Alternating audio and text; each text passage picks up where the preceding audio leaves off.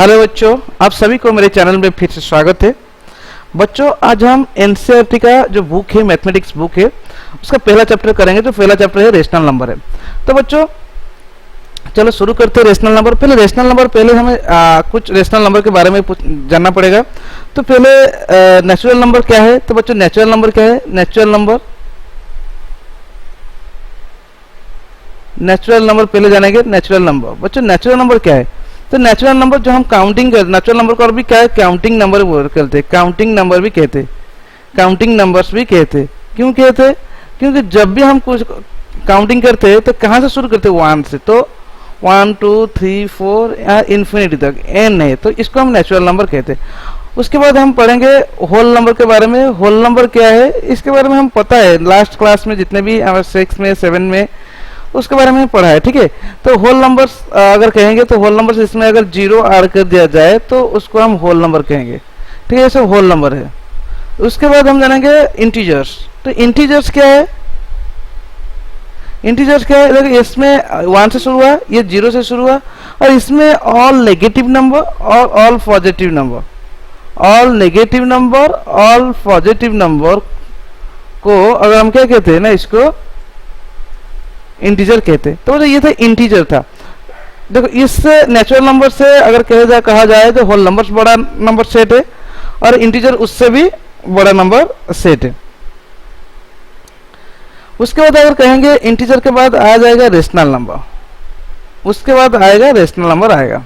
तो बच्चों rational number, rational numbers, तो जो रेशनल नंबर्स क्या है?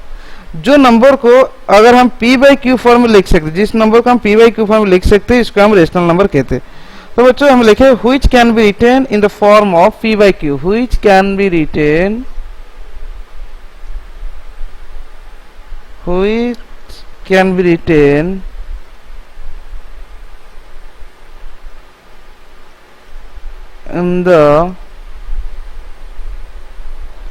in the form of p by q where q not equal to 0। Rational number क्या है? जिसको हम p by q फॉर्म में लिख सकते हैं, इसको हम रेशनल नंबर कहते हैं। इसका मतलब क्या है? जितने भी इंटीजर्स है ना, उसको हम p by q फॉर्म में लिख सकते हैं। एग्जांपल अगर लिख दे कुछ रेशनल नंबर का 2/3 -7/8 3/9, इसको हम रेशनल नंबर कहते हैं। और भी याद रखना 0 1 2 3 -8, इसको क्या है ना, ये भी रेशनल नंबर है। इसका मतलब जितना भी होल नंबर है, नेचुरल नंबर है और इंटीजर्स है, तो सब रेशनल नंबर होता है। ठीक है, अगर हम कुछ प्रॉपर्टीज अगर देखेंगे रेशनल नंबर का, तो रेशनल नंबर का प्रॉपर्टीज अगर देखेंगे, अगर कोई रेशनल नंबर दो रेशनल नंबर हम ऐड कर रहे हैं, ठीक है, तो 2/8 प्लस 3/7 अगर ऐड करें तो इसका क्या मिले हमको ना, इसका एलसीएम तो 56 हो जाएगा। तो मतलब हमें जो आंसर मिल रहा है, ये वाला आंसर हमको मिल रहा है। तो मतलब क्या है ना, इसके जो रेशनल नंबर हमें दोनों रेशनल नंबर का ऐड किया तो आंसर वही रेशनल नंबर ही आ रहा है। तो इसका मतलब हमें क्या लिखेंगे ना, two rational number A and B plus rational number, हमें लिखना है rational number are close on the addition. Rational numbers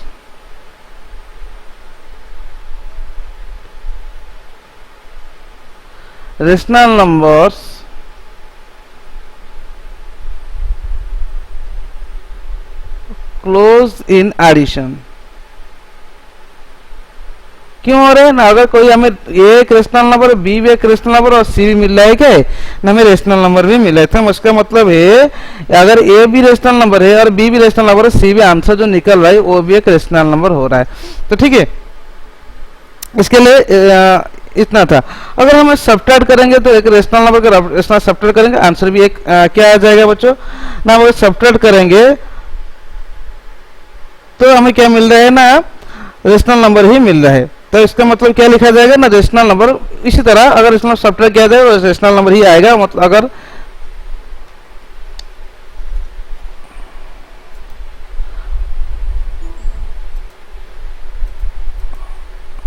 अगर एक सब्ट्रैक्ट ए और बी दोनों रेशनल नंबर है और उनका जो सी आएगा वो भी एक रेशनल नंबर आएगा। तो इसका मतलब क्या हमें लिखना है, हमें लिखना है rational numbers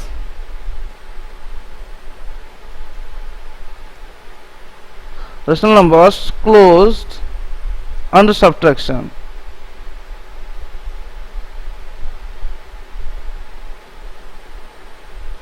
closed under subtraction. ठीक है बच्चों, अगर मल्टीप्लाई किया जाए, अगर कोई रेशनल नंबर हमें मल्टीप्लाई किया जाए तो अगर वो क्या मल्टीप्लाई में रेशनल नंबर आ रहा है क्या, हाँ इसमें भी आ सकता है। इसलिए लिखा जाए a into B equal to C हो रहा है, तो इसमें क्या लिखा जाएगा ना, रेशनल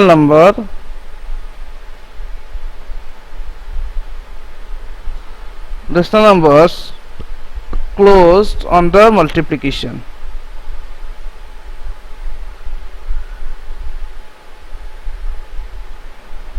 क्लोज अंडर मल्टीप्लिकेशन। ठीक है, अगर दिखा जाए तो इसे तो हो रहा है। अगर डिवीजन भी किया जाए तो डिवीजन में क्या होता है, इसमें क्लोज नहीं होता है। अगर एक एग्जांपल लिया जाए, देखिए कैसे सब्ट्रैक्शन करने से नहीं होता है। अगर सपोज हमें अगर 2/3 डिवाइड करेंगे 4/9 में, तो इसका आंसर क्या हो जाएगा बच्चों, इसका आंसर हो जाएगा 2/3 इंटू 9/4, 3 तो कट जाएगा, 2 भी कट जाएगा, आंसर 3/2। इसमें क्या होगा, ये वाला एक रेशनल नंबर आ गया। लेकिन अगर मैं 2/3 को 0 से मैंने सब्ट्रैक्ट कर दिया तो इसका आंसर क्या होगा, तो इसका आंसर कोई नहीं हो सकता है, कुछ भी नहीं हो सकता। इसीलिए हमें क्या लिखना है ना, अगर हमें क्या लिखना है, इसमें सब्ट्रैक्शन में डिवीजन में नहीं आता है, तो इसमें लिखना रेशनल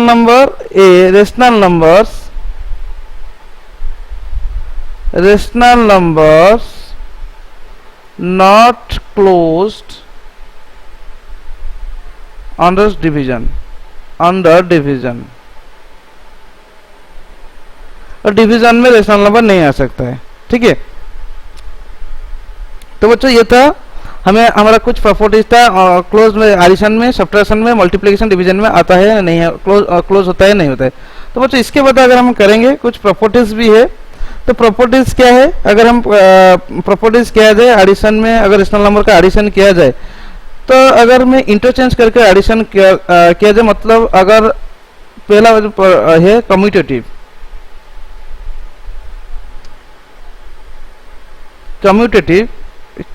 प्रॉपर्टी क्या है, मतलब a plus B equal to B plus होगा। ठीक है, अगर रेशनल नंबर, दोनों रेशनल नंबर है, शायद एक 1/2 प्लस 2/3, अगर इसमें ऐड कर देंगे तो कितना हो जाएगा ना, 6, 3 प्लस 4, 7/6 हो रहा है। ये क्या हो रहा है, इसमें 7/, अगर मैं इसका इंटरचेंज कर दूं, मतलब पहला वाला जो है 2/3 लिख लूँ, इसके बाद 1/2 लिख लूँ, तो उसका भी आंसर क्या हो जाएगा ना, 6, 4 प्लस 3, इसका भी 7/6 सेम आ रहा है, तो दोनों सेम आ रहा है। इसलिए इसे कम्यूटेटिव प्रॉपर्टीज किया जाता है। अगर कोई भी रेशनल एडिशन में हमें किए थे, एडिशन में जैसे नंबर सिस्टम में, तो इसी तरह अगर रेशनल नंबर को भी इंटरचेंज किया जाए तो उसका आंसर सही आएगा, सेम ही आएगा। तो इसलिए क्या कहेंगे ना, a plus B equal to B plus, इसको क्या कहते हैं, इसको हम कम्यूटेटिव प्रॉपर्टीज कहते हैं। लेकिन ये वाला एडिशन में सिर्फ होता है, लेकिन डिवीजन में नहीं होगा, सब्ट्रैक्शन भी नहीं होगा, ठीक है। कम्यूटेटिव प्रॉपर्टीज एडिशन में होता है, लेकिन सब्ट्रैक्शन में नहीं होता है। एडिशन में हो रहा है, ठीक है, एडिशन में हो रहा है, लेकिन इसका याद रखना सब्ट्रैक्शन पे नहीं होगा।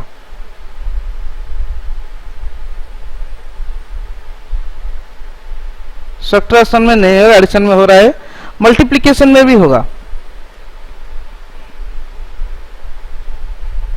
मल्टीप्लिकेशन में भी हो जाएगा, लेकिन डिवीजन में नहीं होगा, तो याद रखना कम्यूटेटिव प्रॉपर्टीज कहाँ कहाँ आता है, एडिशन में और मल्टीप्लिकेशन में, लेकिन डिवीजन एंड सब्ट्रैक्शन में कम्यूटेटिव प्रॉपर्टी नहीं आता है। ठीक है, और इसके बाद अगर करेंगे कम्यूटेटिव प्रॉपर्टीज के बाद एसोसिएटिव, याद रखना एसोसिएटिव क्या होता है, हमें जब एडिशन में क्या थे एसोसिएटिविटी चेक करेंगे।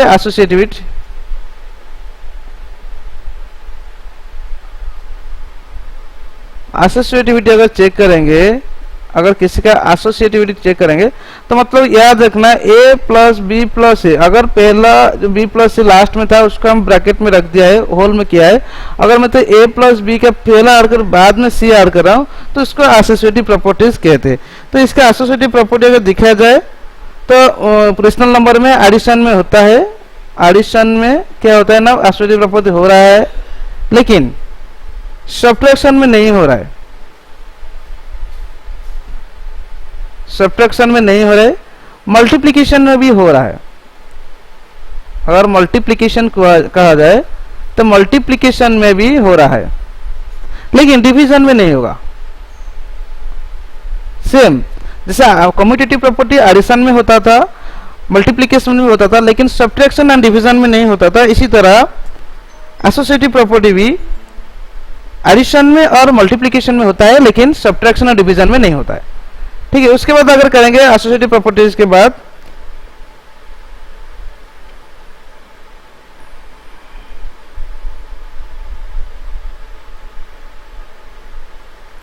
इतना ही बच्चों करेंगे। इसके बाद हम उसका जो सोल्यूशन है सोल्यूशन निकल लेंगे बच्चों।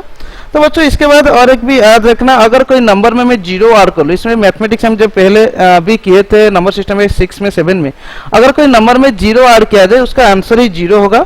अगर कोई नंबर में जीरो आर किया जाए तो इसका आंसर क्या हो जाएगा, ए ही होगा। और किसी नंबर में जीरो मल्टीप्लाई किया जाए तो उसका आंसर जीरो होगा। याद रखना, अगर कोई नंबर में जीरो ऐड किया जाए और जीरो से कोई नंबर ऐड किया जाए उसका आंसर ए ही होगा। जो नंबर में जो नंबर ऐड किया जाएगा, जो नंबर ऐड होगा, अगर कोई नंबर जीरो कोई नंबर से जीरो मल्टीप्लाई हो रहा है, अगर जीरो किसी नंबर से मल्टीप्लाई हो रहा है तो इसका आंसर भी जीरो ही होगा। तो बच्चों याद रखना, तो इसीलिए यहाँ पे जीरो को क्या किया जाता है, zero is called the identity of the addition of rational number. रेशनल नंबर में जीरो को आइडेंटिटी कहा जाता है। अगर कहेंगे जीरो इज कॉल्ड, याद रखना बच्चों ये वाला point, zero is called the identity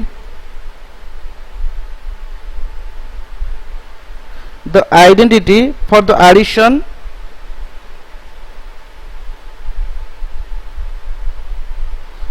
addition of rational numbers for rational numbers।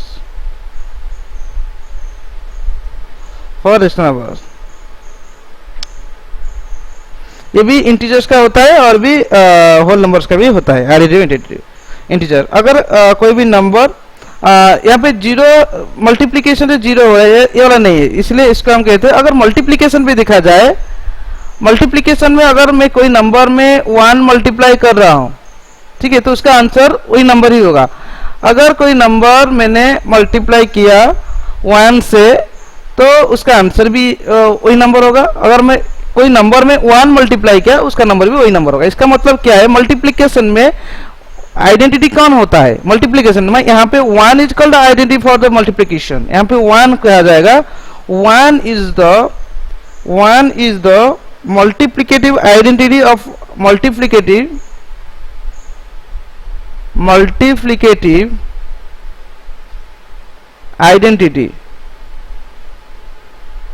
identity of rational numbers,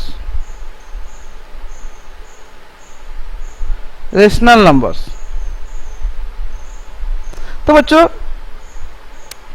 इसमें अगर 1 जीरो क्या हो गया, zero identity, zero is called the identity for the addition for the rational number, और 1 is the called multiplicative identity. Addition identity का कौन है ना, जीरो। एडिशन के लिए जो आइडेंटिटी था उसको जीरो कहते थे। अगर 1 किसना, 1 है मल्टीप्लिकेटिव आइडेंटिटी, ठीक है। Zero is called the addition identity और identity for the addition of a rational number, और 1 is called the multiplicative identity of a rational number. तो बच्चों एक सेम है। तो बच्चों जीरो को हमें एडिशन के लिए आइडेंटिटी बताएंगे और 1 को मल्टीप्लिकेटिव आइडेंटिटी बताएंगे। उसके बाद बच्चों था डिस्ट्रीब्यूटिव मेथड। अगर करेंगे तो डिस्ट्रीब्यूटिव मेथड क्या है, तो बच्चों एसोसिएटिव प्रॉपर्टी की तरह डिस्ट्रीब्यूटिव मेथड भी है। तो मतलब इसमें अगर हमें कंसीडर किया जाए, एक एग्जांपल लेते हैं, कोई एग्जांपल लेते हैं। तो एग्जांपल में बच्चों देखो, -3/4 को मैंने मल्टीप्लाई किया किसके साथ ना, 2/3 प्लस -5/6।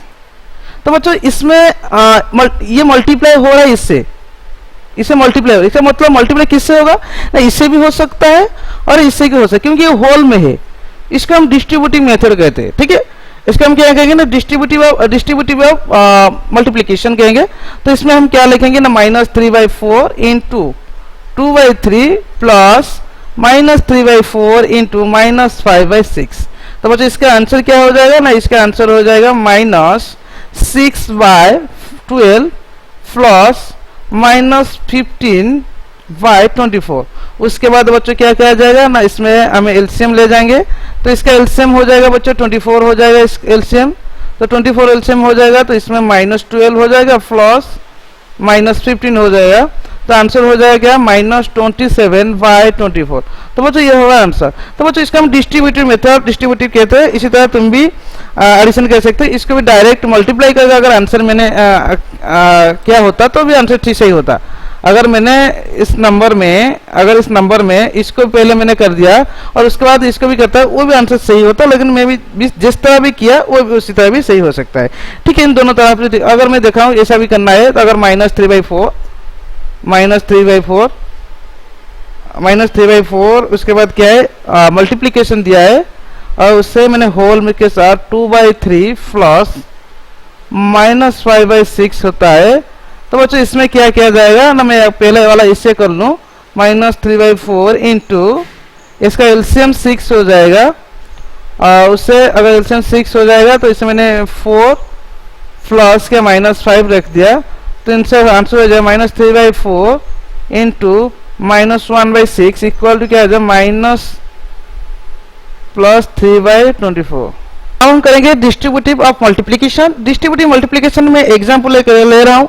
तो तीनों नंबर है, तीनों रेशनल नंबर है। एक -3/4 ले रहा हूँ और उसके बाद एक 2/3 ले रहा हूँ और उसके बाद 5/6 ले रहा हूँ और इसको मैंने डिस्ट्रीब्यूटिव तरीके से ऐड कर रहा हूँ। तो अगर मैं डिस्ट्रीब्यूटिव तरीके से ऐड कर मैं इससे लिख रहा हूँ, तो -3/4 इंटू उसके बाद 2/3 को होल में रखना हो प्लस -5/6 कर रहा हूँ, -5/6 कर रहा हूँ, -5/6 मैंने लिख रहा हूँ, ठीक है। इसका आंसर क्या होगा, इसका आंसर दो तरह हो सकता है। तो बच्चों पहले इसी तरह हम एडिशन कर ले, तो -3/4 इंटू इसका अगर किया जाए तो इसका आंसर हो जाएगा 6 4 -5 equal to -3/4 into -1/6 equal to -3/24 equal to -1/8। तो इसका आंसर -1/8 हो सकता है, -8 नहीं, 1 प्लस हो जाएगा, यहाँ पे +1/8 हो सकता है, ठीक है। यहाँ पे +1/8 होता है। तो अगर इसे हमें डिस्ट्रीब्यूटिव मेथड से अप्लाई किया जाए तो बच्चों इसका आंसर क्या होगा। बच्चों देखो, तो यहाँ पे -3/4 था इंटू 2/3 था प्लस -5/6 था। अगर इसे मैं डिस्ट्रीब्यूटिव मेथड से किया जाए तो मैंने -3/4 से क्या मल्टीप्लाई करूँ, 2/3 कर लूँ, प्लस -3/4 से क्या मल्टीप्लाई किया जाए ना, -5/6 कर लूँ। उसके बाद बच्चों क्या हो जाएगा, इसका आंसर -2/4 हो जाएगा प्लस, और इसे मैंने कर लूँ तो इसका आंसर भी हो जाएगा माइनस प्लस हो जाएगा +5/8 हो जाएगा। तो इसका एलसीएम कितना हो जाएगा बच्चों, इसका एलसीएम 8 हो जाएगा। इसके बाद क्या हो जाएगा ना, -4 हो जाएगा +5 हो गया। इसका आंसर क्या होगा, 1/8 आएगा। तो बच्चों दोनों तरफ देखना है तो दोनों तरफ 1/8 आ रहा है, इसमें भी 1/8 आ रहा है और इसमें भी 1/8 आ रहा है। तो बच्चों दोनों सेम है। तो इसका मतलब कि डिस्ट्रीब्यूटिव मेथड में भी रेशनल नंबर सही हो रहा है। तो इसका मतलब डिस्ट्रीब्यूटिव मेथड क्या कह रहा है ना, डिस्ट्रीब्यूटिव मेथड कह रहा है अगर कोई number a into B plus C हो रहा है, इसका मतलब a b plus a c same होगा। अगर कोई मेथड डिस्ट्रीब्यूटिव और भी क्या कहना है, a इंटू बी माइनस सी क्या होगा ना, a b minus a c भी होगा, ठीक है बच्चों। तो बच्चों चलो आज का जो एक्सरसाइज है, एक्सरसाइज करेंगे बच्चों। तो बच्चों जो एक्सरसाइज है, एक्सरसाइज बच्चों करेंगे। एक्सरसाइज में पहला क्वेश्चन देखो क्या है बच्चों। एक्सरसाइज पहले, name the property under multiplication use in each of the following. बच्चों इसमें जो यूज किया गया है, जो मल्टीप्लिकेशन है, तो इसे कौन सी प्रॉपर्टीज का यूज किया गया है। तो इसके बच्चों तुम्हें तो मैंने फुल्ली समझा दिया, तो क्या क्या कौन सी आंसर कहाँ पे होगा, क्या कहाँ पे कौन सी उत्तर भी आएगा, तुम्हें भी पता चल गया है बच्चों। तो इसका देखो -4/5 into 1 equal to 1 into -4/5 equal to -4/5। तो बच्चों इसमें अगर किया जाए कौन सी प्रॉपर्टीज का यूज किया गया, हमें अभी बोला था तुम्हें a into 1 equal to 1 into A equal to यही होगा, ए ही होगा। अगर ऐसा होता है तो बच्चों इसमें कौन सी प्रॉपर्टीज का यूज किया गया है, इससे कौन सी प्रॉपर्टीज का यूज किया गया बच्चों ना, इससे 1 का क्या कहना मल्टीप्लिकेशन आइडेंटिटी कहा जाता है। तो इसलिए आंसर अगर कहा जाए तो इसका आंसर क्या होगा बच्चों,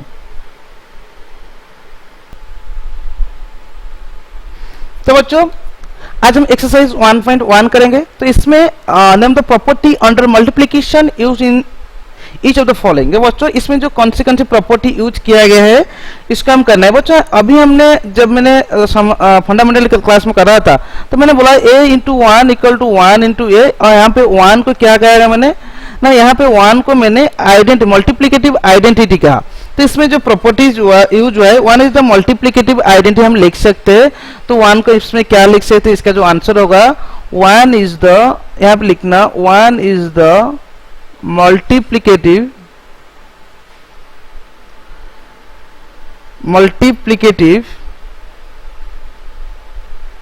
आइडेंटिटी होगा। उसके बाद बी नंबर क्या लिखा है 13 -13/17 इंटू -2/7 इंटू -2/7 इंटू -13/17। तो बच्चों इसमें जो प्रॉपर्टीज यूज किया गया इसका हम क्या कहते हैं ना, एसोसिएटिव कम्यूटेटिव प्रॉपर्टी। पहला जो प्रॉपर्टी था कम्यूटेटिव प्रॉपर्टी का यूज किया गया यहाँ पे। इसमें अगर आंसर किया जाए तो इसमें लिखना तो कम्यूटेटिव प्रॉपर्टी इसका आंसर है कम्यूटेटिव प्रॉपर्टी। और बच्चों इसमें अगर मैंने 19/29 इंटू 29/19 इक्वल टू 1 हो रहा है तो इसके लिए क्या ना मल्टीप्लिकेशन इनवर्स हो रहा है। तो इसमें लिख दें मल्टीप्लिकेटिव इनवर्स प्रॉपर्टी, इसका जो आंसर होगा मल्टीप्लिकेटिव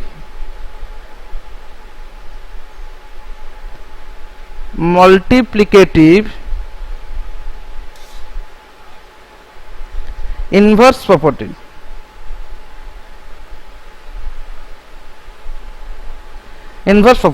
बच्चों उसके बाद क्वेश्चन नंबर 2 है tell what property allow you to complete 1/3 into 6 into 4/3 as 1/3 into 6 into 4/3। और इसमें कौन सी प्रॉपर्टीज का यूज करके हमें अलाउ कर सकते हैं, सॉल्व कर सकते हैं। बच्चों इसमें अगर दिखाया जा रहा है तो इसमें एसोसिएटिव प्रॉपर्टी हो सकता है। तो आंसर हम लिखेंगे बच्चों क्या है ना, by using associative property of multiplication, by using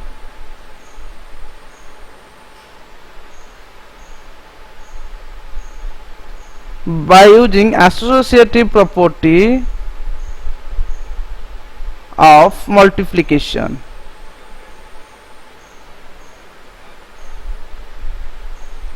associative property of multiplication, क्योंकि हमें पता है a into B into C equal to a into B into C हो सकते हैं एसोसिएटिव प्रॉपर्टी में। The product of two rational number is always a rational number. तो rational number का प्रोडक्ट ऑलवेज क्या होगा, यहाँ पे एक रेशनल नंबर ही ऑलवेज होगा। कोई दोनों रेशनल नंबर का प्रोडक्ट ऑलवेज क्या होगा ना, रेशनल नंबर ही होगा।